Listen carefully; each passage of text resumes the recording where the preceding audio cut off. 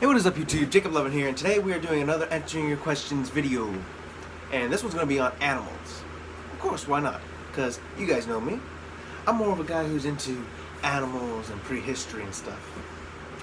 And of course, as per freaking usual, we have slip of paper here with all our questions on it.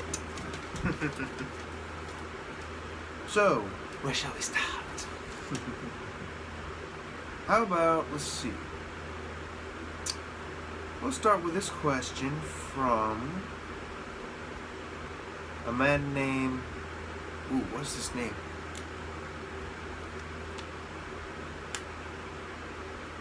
Okay, I don't know why he put this as a name, but he put brown guy? Oh well, he still left a question, and he asks me, what does the average Tyrannosaurus weigh? That's a good question. For those of you who don't know, in paleontology, where we talk about dinosaurs and such, it's pretty much hard to estimate the average size because all we have are fossil impressions from muscles and probably skin occasionally, but they don't tell us how much they weigh, and it's hard to do that even just with bones and such. But I've looked up a good few sources and documentaries, and for me personally, I think the average weight is around 6 to 7 tons. But some can go in excess to 8 tons according to some theories. So I hope that answers your question, brown guy. Whatever you frickin' put it up like this.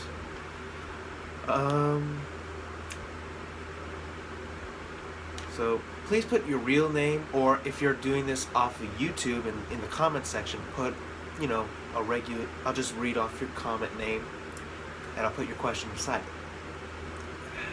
it. Okay, what else?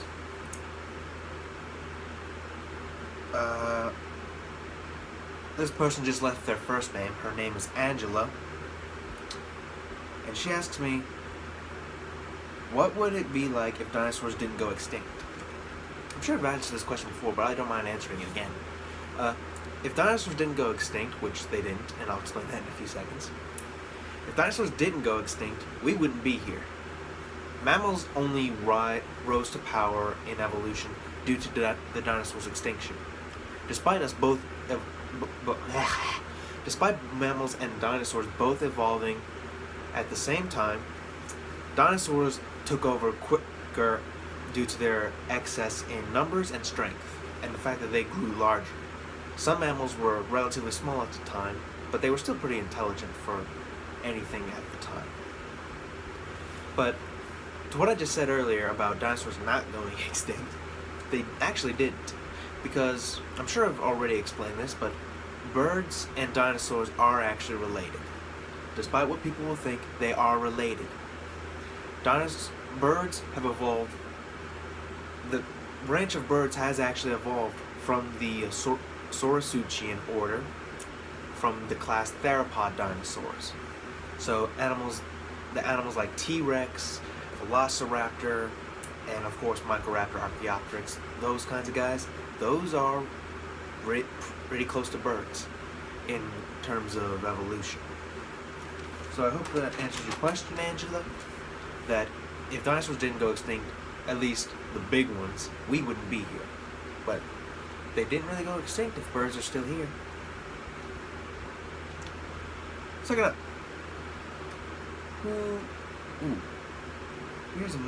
Here's an animal question.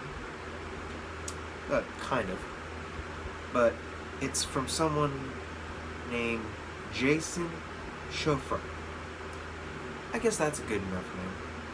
At least he bothered to put a last name. And he asks me, are dragons real? To my knowledge, I've never heard of dragons being real. So, to me, I'm a little torn between whether they're real or not, because evidence-wise, there's not much about dragons in terms of fossils or bones or scales or fur impressions, depending if they had scales or fur or feathers or whatever. But given historical accounts from Europe, China, in some cases Bali, and even in Central America, there have been large reptiles that could be called dragons that apparently existed to these cultures, but as for dragons as a whole, I have no idea whether they existed or not. Interestingly enough, if you look up dragon documentary on YouTube, you will find a whole documentary on how dragons started at probably the end of the Cretaceous until their extinction during the medieval period. So look that up if you get the chance, Jason. It is a really good video, and I hope I answer your question to my ability. That I'm not sure if they existed or not, but I have a strong suspicion that they probably didn't. But this fictional documentary is very fun to watch, and it explains a lot of things about dragons not many people know. So check it out, and it'll be pretty cool if you guys write back to me on that, because that's a pretty cool video. Let's see. This next question is from... How do you pronounce that? The first name is Matthew, but the last name, I think it's written Johnson. Either way, Matthew Johnson. I hope I answered your question. I said your name right, but your question is, how many shots does a horse get per year? Now, I actually researched this question once before, and I'm sure it's popped up in an earlier video, and I could not get how many they get per year, and I don't think I got the accurate number of vaccinations either, but to my knowledge, I can think of only 12 vaccinations that a horse could get per year, if someone has the money to get them all in a year. So, to me, I think it would be 12, Matthew. So, I thank you for the question, and I hope you don't mind my amateuristic video. Which, for all of you who are subscribing, yeah, I do all my videos off my phone because I don't have a real camera, and I probably won't need one until I, have a really good YouTube channel, like when I get money to buy a better camera.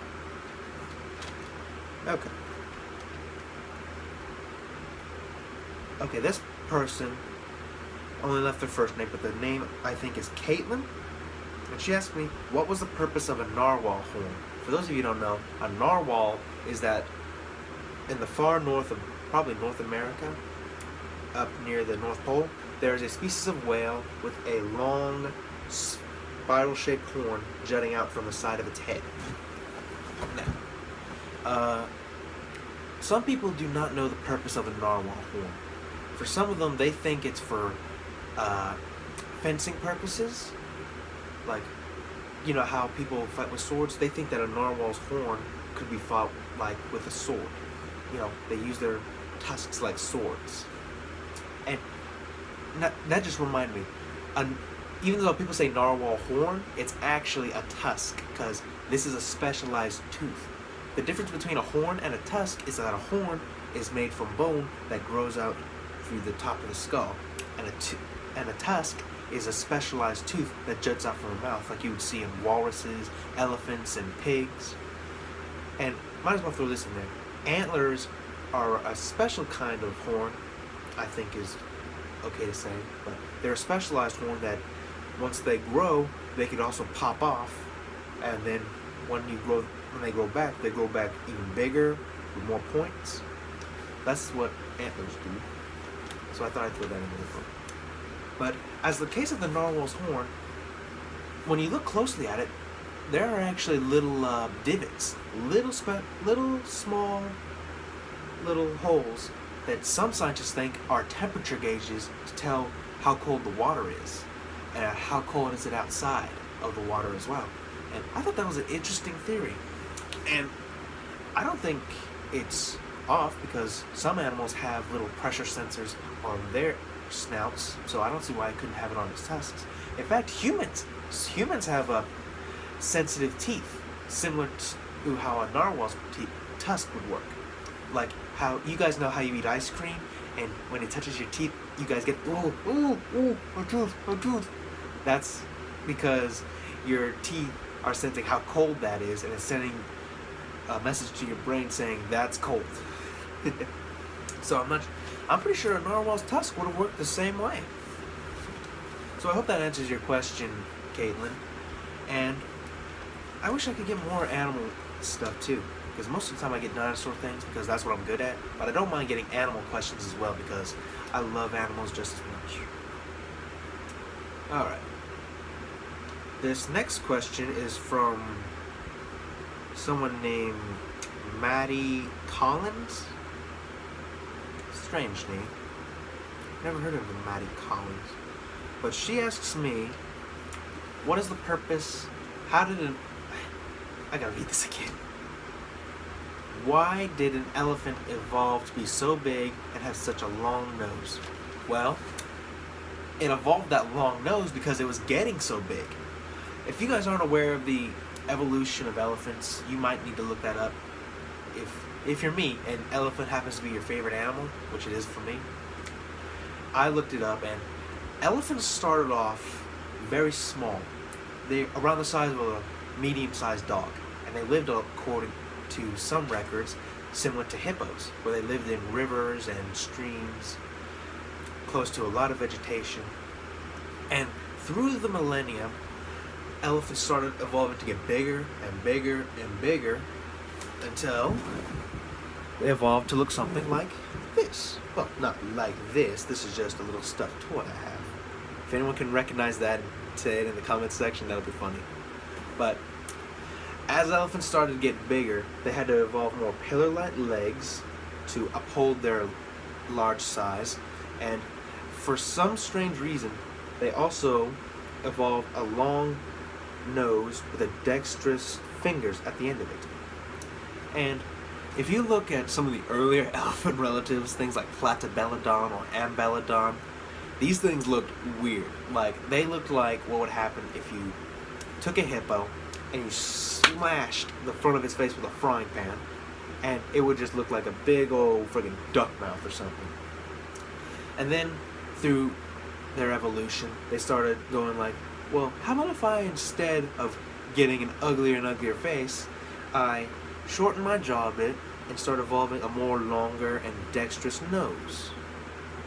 So that's why an elephant has a more longer and dexterous nose, because as it got bigger, it would be very weird to have that kind of big, long, freaking face to just on grass all day.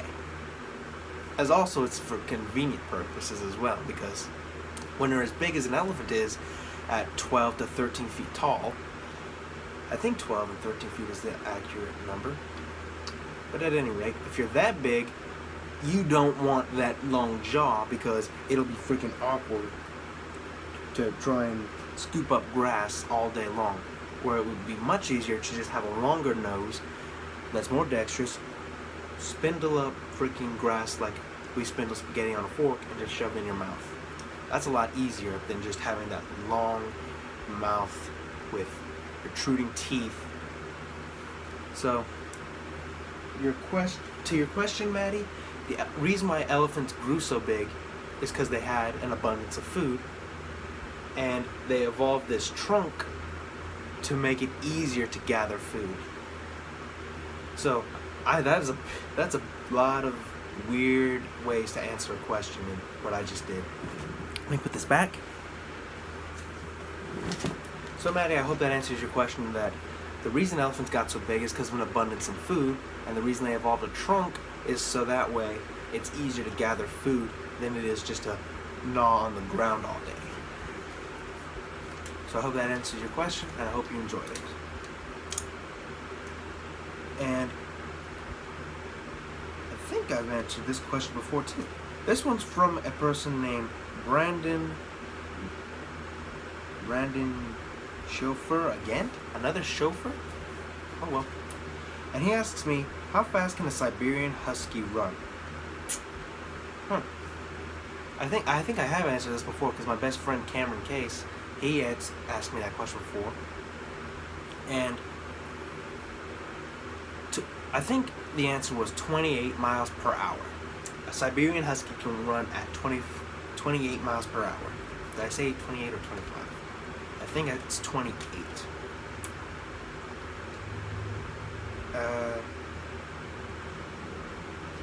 Oh yeah, I hope that answered your question, Brandon. It's some of these. If you guys are worried about restating questions that were in earlier videos, don't worry about that. It's fine, because I don't mind answering them, because I don't expect you just to go back through all my videos just to look for a question that's already been answered. Let's see, what else? This next one is from... Okay, the name is Jason. And, oh, this one actually was from... This one's from Melbourne, Australia. So, Jason from Melbourne, I hope you are watching. He asks me, Jacob, what is the most dangerous snake in Australia? Ooh, I think it's called an Eastern taipan? I'm not quite sure. I really need to look more stuff up on these animal questions too. For those of you who don't know, sometimes I do research these questions and sometimes I don't. Mainly because sometimes I have the free time to do it and other times I can't really do it all the time because of school, family matters, and quite recently, yesterday, Thanksgiving. So Jason, I think in Australia, you know I'm sure you know this question and you're testing if I know it, but I think it's called the Eastern taipan. I'm not quite sure what it is though, whether it's called taipan or not. But I hope that I answered your question, and I hope I didn't get that wrong, because if not, I'm gonna make a whole video. I'm gonna have to make a whole video saying that I was wrong on something, and I don't like doing that. But I do know what the most dangerous snake in the world is. Not to go off, I don't mean to go off for this tangent, but I thought it would be worth explaining that. There are tons of dangerous snakes all over the world, except for Antarctica, obviously. But to me, the most dangerous snake in the world would be the black mamba. Not just because of its potency and venom, but because of how aggressive it is. This is a very territorial snake, and this thing is a pretty dangerous animal. The venom in a black mamba's bite is strong enough to even kill animals as big as elephants. So, that's a pretty dangerous snake. And people are wondering, why are you leaving out the king cobra? Well, for a king cobra isn't as dangerous as a black mamba. Half the time when people get bit by the snake, I'm sure it's because they're trying to catch it for snake shows, unfortunately. So, those people who try to catch it for money, you deserve to get bit. So, I think that's all the questions. Oh wait, there's one more. And this one is from someone named Cameron Johnson. I'm getting a lot of Johnsons. I hope they're not all related, but he asks me, why is it that people refer to animals that come from other continents and other places in the world that go wild and feral in America referred to as invasive aliens? That's a nice question.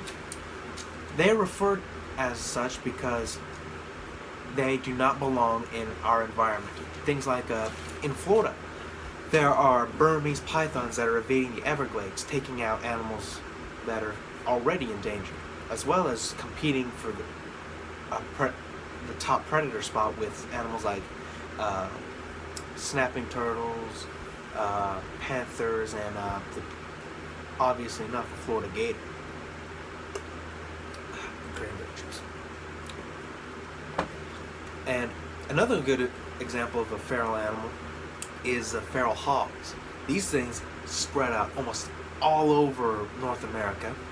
There are some in Hawaii even, which you guys know me, I'm Hawaiian, and I actually touched up on that subject. Okay? But they're called invasive aliens because they don't belong in this environment. They've adapted to an entirely different one. They call them this because animals that are attuned to another environment that's not our own, that invade and pretty much do what they're doing right now, which is for the Burmese python and feral hogs, breeding and multiplying in vast numbers. They're calling these invasive aliens just for the fact that they're not supposed to be here. They were never meant to be here. And that these animals have gone out into the wild and are populating the area with their own with a niche that they've developed that didn't belong in North America in the first place. At least not to these animals. So these are why they're called invasive aliens. So I hope that answered your question, Cameron. And I hope you had a wonderful time watching this video. And since that was my last question, it's time to wrap this up. Thank you guys for watching. I hope you had a great Thanksgiving yesterday, since I couldn't upload any videos yesterday because of Thanksgiving. I hope you enjoyed this video. Leave a like, comment, subscribe. If you have a question about animals, dinosaurs, or just your general question, leave one in the comment section down below. Don't forget to hit the notifications bell down by the subscribe button so you'll know when I've uploaded a new video or not. What else? Oh, and a special thanks to Clayton Fiore who gave me who gave me a shout out on his channel.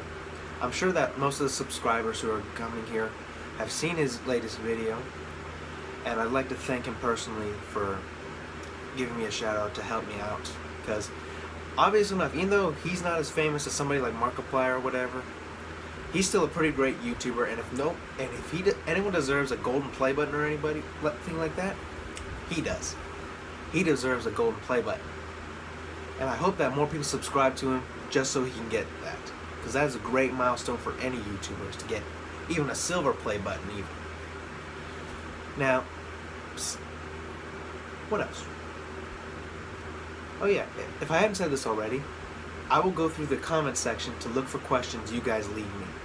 Because half the time I get these questions from people at school, half the time I get them online, and half the time I pull them from other videos.